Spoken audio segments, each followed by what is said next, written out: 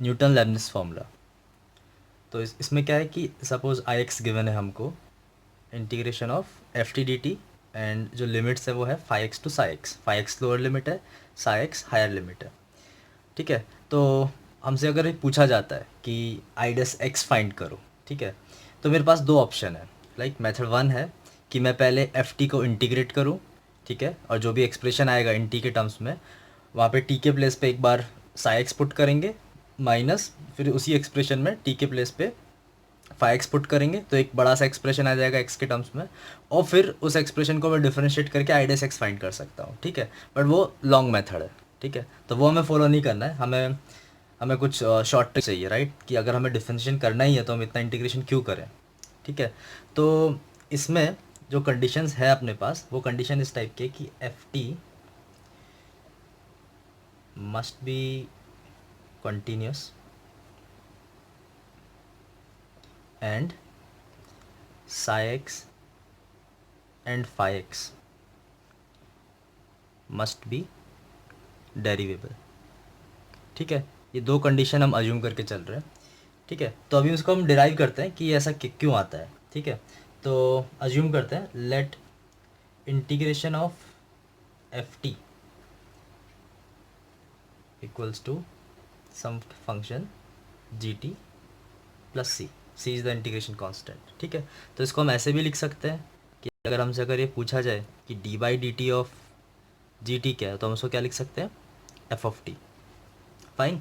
So from this equation, first equation, हम क्या बोल सकते हैं, आई एक्स इक्वल्स टू, सपोज हमने एफ टी डी टी का जो वैल्यू आएगा इंटीग्रेशन का, उसको हमने जी टी पुट कर दिया। तो अगर हमने जी टी पुट किया, अब हमें क्या करना है, उसमें वैल्यू लगानी है, ये लोअर लिमिट एंड ये अपर लिमिट। ठीक है, सी हट जाएगा क्योंकि जी टी प्लस सी डेफिनेट इंटीग्रेशन अगर हो रहा है तो इंटीग्रेशन कांस्टेंट लिखने का ज़रूरत नहीं है। ठीक है, तो अब अगर हम इसको डिफरेंशिएट करते हैं, राइट, हमने अज्यूम किया कि जो एफ को हम इंटीग्रेट करने वाले हैं, उसके बाद एक जो बड़ा टर्म आएगा वो बड़ा टर्म कौन सा है, जी टी है, राइट। तो अगर हम इसमें अब लिमिट पुट करते हैं, तो जो आई एक्स का वैल्यू है किसके इक्वल होगा, capital G of psi x minus capital G of phi x, right.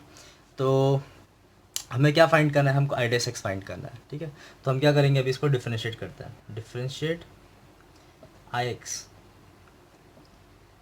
With respect to x.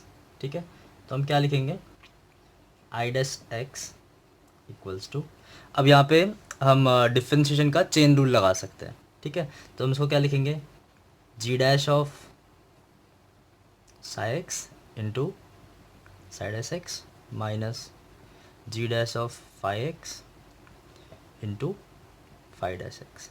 ठीक है, और हमने ये अज्यूम किया था यहाँ पे कि जो जी टी का डिफरेंशिएशन है विद रिस्पेक्ट टू टी वो स्मॉल एफ टी है। तो यहाँ पे जो जी डैश होगा, राइट, इसको ऐसा लिख सकते हैं कि जो जी डैश टी है that is equal to small F of T. So अभी जहाँ भी जी डैश है उसके प्लेस पे हम एफ टी पुट कर सकते हैं।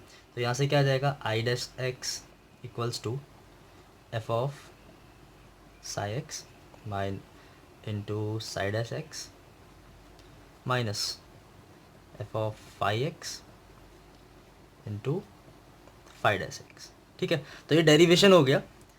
ठीक है, तो तुम्हें जब भी क्वेश्चन आएगा पेपर में इसके ऊपर, तो हमें इंटीग्रेशन नहीं करना है, उसको अवॉइड करना है। हम उसको अवॉइड कर रहे हैं, हम डायरेक्ट डिफरेंशिएशन पे आ रहे हैं। तो जब भी ऐसा बड़ा एक्सप्रेशन आएगा, एफ ऑफ टी हो सकता है मे बी कॉम्प्लिकेटेड फंक्शन हो, राइट, अगर ये बहुत छोटा फंक्शन हुआ तो हम इसको इंटीग्रेट करके भी ये आई डैश एक्स फाइंड कर सकते हैं। बट अगर सपोज एफ ऑफ टी थोड़ा टफ फंक्शन है जिसका इंटीग्रेशन थोड़ा टफ है, तो उस कंडीशन में अगर हमें आई डैश एक्स फाइंड करना है तो हमें डायरेक्ट यूज़ कर लेंगे। इसको याद रखने के लिए हम ऐसा समझ सकते हैं कि सपोज आई एक्स गिवन है, phi x to psi x integration of f t d t, and अगर हमें आई डैश एक्स फाइंड करना है तो हम क्या कर रहे हैं, राइट, हम एफ के अंदर अपर लिमिट पुट कर रहे हैं इनटू अपर लिमिट का डिफरेंशिएशन, माइनस एफ के अंदर लोअर लिमिट पुट कर रहे हैं इनटू लोअर लिमिट का डिफरेंशिएशन। ठीक है, तो अभी हमें ये क्वेश्चन करना है।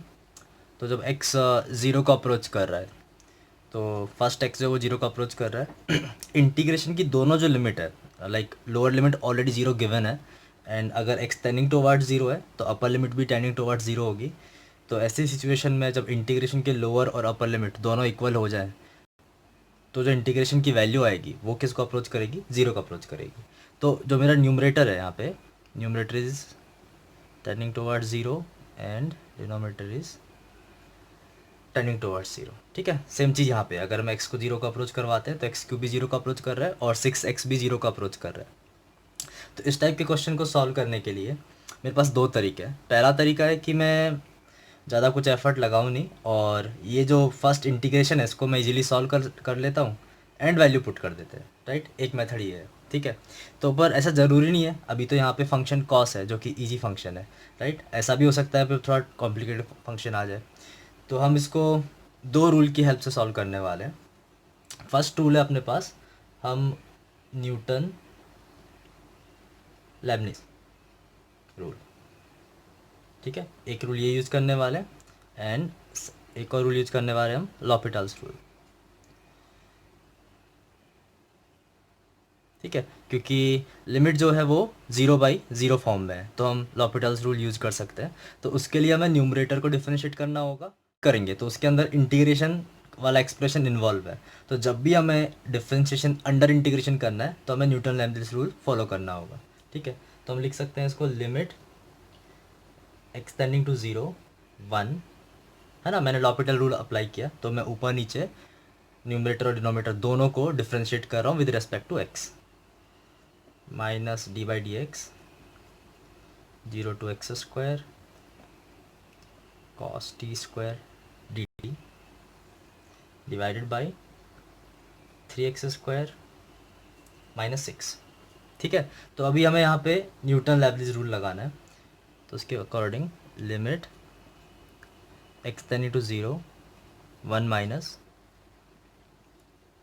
Okay not d/dx this is equal to cos of x raised to 4, right. Upper जो लिमिट है उसको हमने यहाँ पुट किया है t के जगह, तो cos of x raised to 4 into 2x, ठीक है।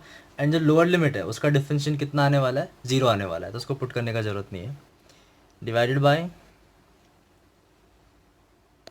3x square minus 6, fine.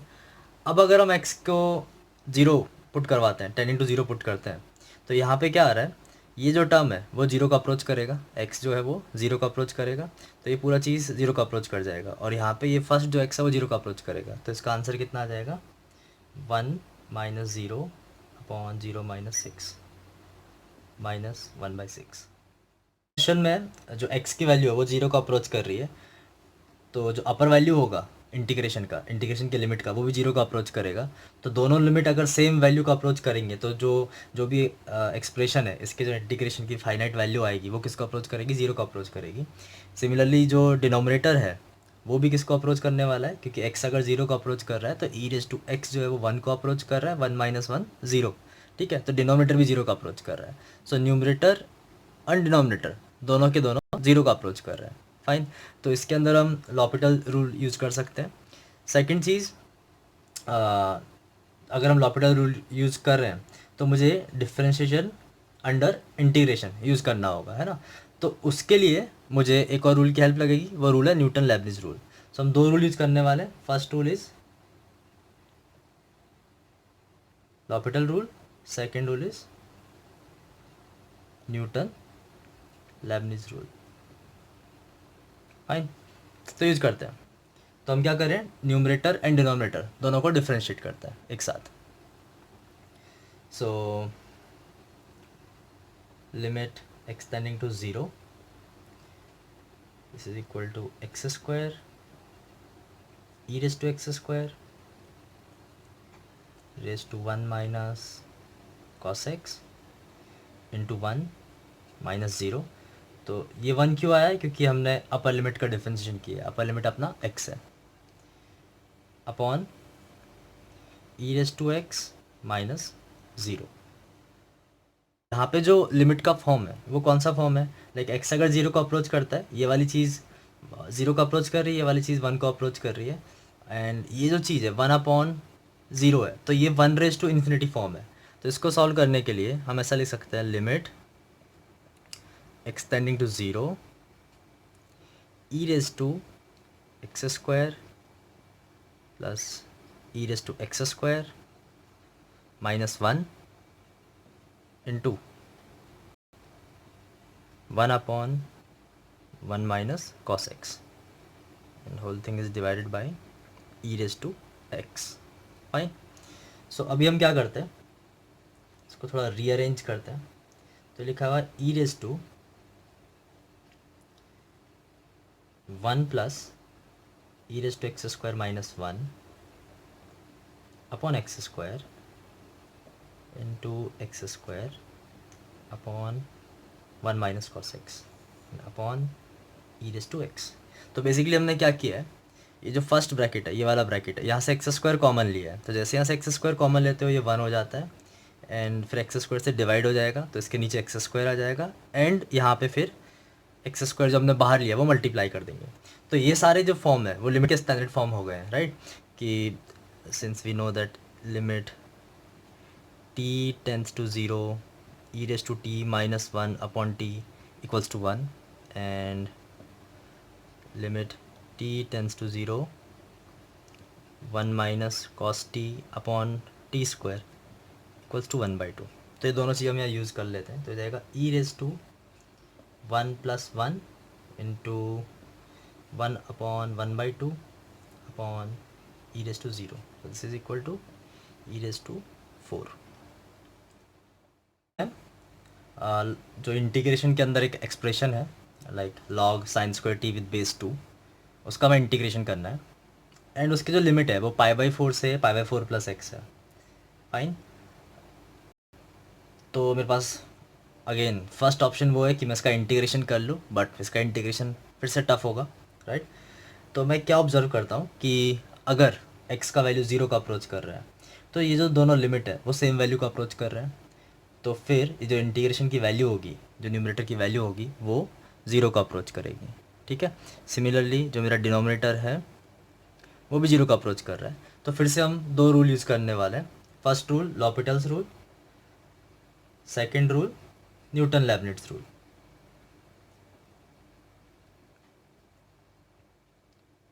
Newton Leibniz rule, ठीक है। तो हम क्या करते हैं, पहले लॉपिटल रूल यूज़ करते हैं। तो हम न्यूमरेटर और डिनोमिनेटर दोनों को डिफरेंशिएट करते हैं, ठीक है। और न्यूमरेटर को डिफरेंशिएट करने के लिए हमें इस रूल की हेल्प लेनी होगी, ठीक है। तो सॉल्व करते हैं। तो आएगा लिमिट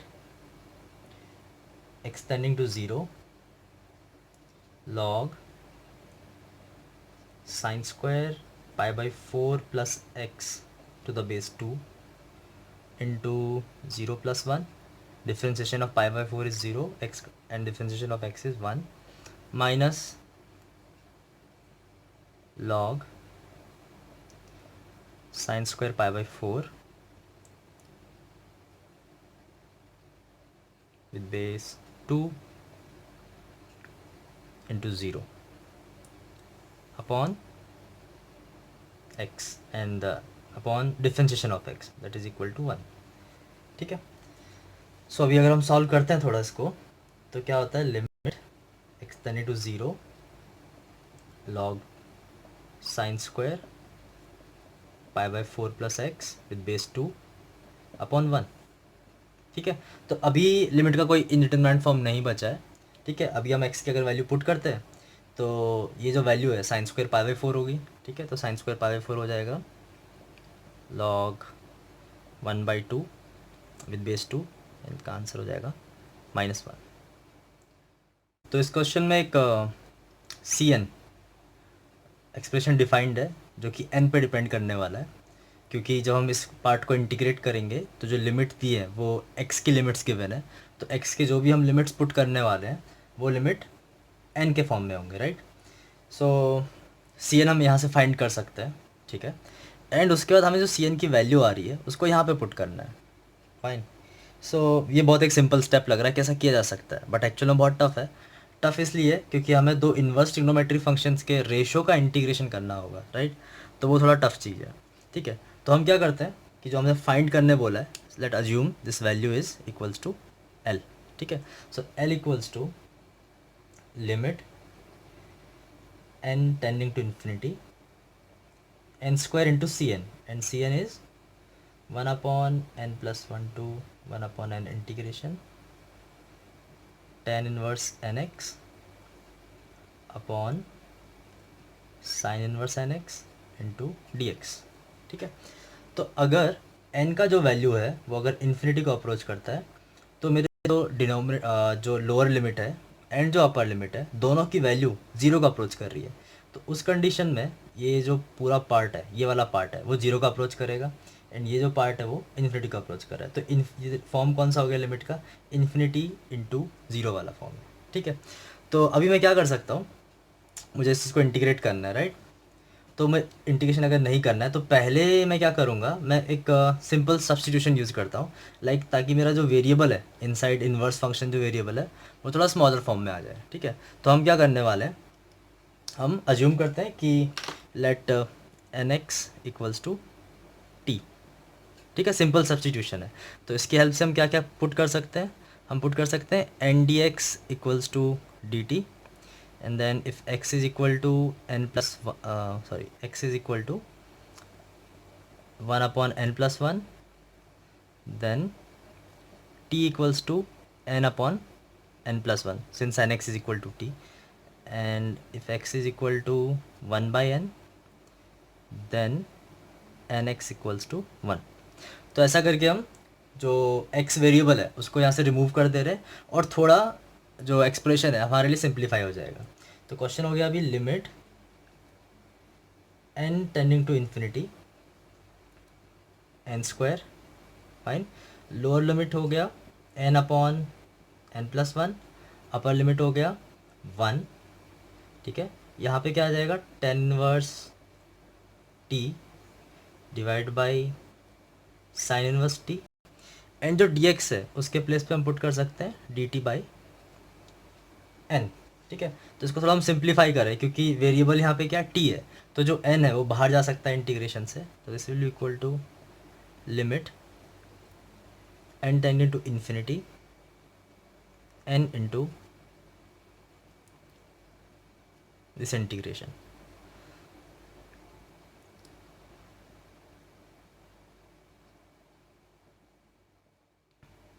फाइन, सो अभी कैसा दिख रहा है ये? तो इसको हम थोड़ा थोड़ा और मॉडिफाई अगर करें तो थोड़ा एक चीज़ और क्लियर हो जाएगी। देखो अभी भी जो लिमिट का फॉर्म है वो इन्फिनिटी इंटू ज़ीरो फॉर्म है, क्योंकि अगर मैं n को जब इन्फिनिटी अप्रोच करवाऊंगा तो n upon n plus one का जो वैल्यू है वो वन को अप्रोच करेगा। तो अभी भी जो लोअर लिमिट है वो वन को अप्रोच कर रही है, राइट। तो वन से लेके वन तक अगर दोनों लिमिट है तो इंटीग्रेशन की वैल्यू जीरो को अप्रोच करेगी। तो अभी हम क्या करने वाले हैं, इसको ये अभी कौन सा फॉर्म है, इन्फिनिटी इंटू ज़ीरो फॉर्म है, तो हम इसको थोड़ा मॉडिफाई करके ज़ीरो बाई ज़ीरो फॉर्म में कन्वर्ट कर लेते हैं। तो हम इसको ऐसा लिख सकते हैं, limit n tending to infinity integration n upon n plus one, lower limit हुआ वन, अपर लिमिट हुआ tan inverse t upon sine inverse t d t, and जो यहाँ पे n है उसको हम नीचे मूव कर लेते हैं, इसको लिखते रहे हम वन बाई एन। ठीक है, तो ये अभी जो कौन सा फॉर्म हो गया, ये जीरो बाई जीरो फॉर्म। ठीक है, तो इसको अभी आगे सॉल्व करना है हमको। सॉल्व करने के लिए लाइक ये जीरो बाई जीरो फॉर्म है जो हमने ऑलरेडी क्लियर कर लिया है कि अगर n इन्फिनिटी को अप्रोच करेगा तो ये वैल्यू वन को अप्रोच कर रही है, एंड बोथ लिमिट अगर वन को अप्रोच कर रही है, सेम वैल्यू को दोनों लिमिट अगर अप्रोच करती है इंटीग्रेशन में तो इंटीग्रेशन की वैल्यू जीरो को अप्रोच करेगी, राइट। और जो डिनोमिनेटर है वो वन बाई एन है, तो जब n इन्फिनिटी अप्रोच करेगा तो ये भी जीरो को अप्रोच करेगा। तो अगेन ये जीरो बाई जीरो फॉर्म है। ठीक है, तो इसको सॉल्व करने के लिए हम दो चीज़ यूज़ करने वाले हैं, L'Hopital rule and Newton Leibniz. Fine, so हम अभी क्या करने वाले हैं, न्यूमरेटर और डिनोमिनेटर दोनों को n के रेस्पेक्ट में डिफरेंशिएट करने वाले हैं। ठीक है, और ऊपर न्यूमरेटर में इंटीग्रेशन है तो हमें अंडर इंटीग्रेशन डिफरेंशिएशन करना होगा, तो उसके लिए हम क्या करेंगे, न्यूटन लेबनिज़ थ्योरम यूज़ कर लेंगे। So n equals to l equals to limit n tending to infinity, upper limit को यहाँ पुट करेंगे तो this will be equal to tan inverse one upon sine inverse one, but into zero हो जाएगा क्योंकि one का differentiation है। यहाँ पे आएगा tan inverse n upon n plus one upon sine inverse n upon n plus one, and differentiation of n upon n plus one, fine, divided by, whole divided by differentiation of 1 by n, this is equal to minus 1 by n square. ठीक है, तो इसको हम solve करके लिख सकते हैं, this is equal to minus tan inverse n upon n plus one divided by sine inverse n upon n plus one. Okay, जो इसका डिफ्रेंशिएशन है n upon n plus one का, वो आसान है, लाइक तुम यूज़ कर सकते हो, जैसे भी यू वाई वी रूल लगा के यूज़ करो या normal n plus one n minus one करके यूज़ करो, तो उसका डिफ्रेंशिएशन आएगा 1 अपॉन n प्लस वन का whole square, fine, divided by, whole thing divided by minus 1 by n square, and this is given limit n approaches infinity. ठीक है, थोड़ा है, तो इसको अभी हम बस थोड़ा मॉडिफाई करते हैं और ऑलमोस्ट सॉल्व हो जाएगा। तो ये हो जाएगा लिमिट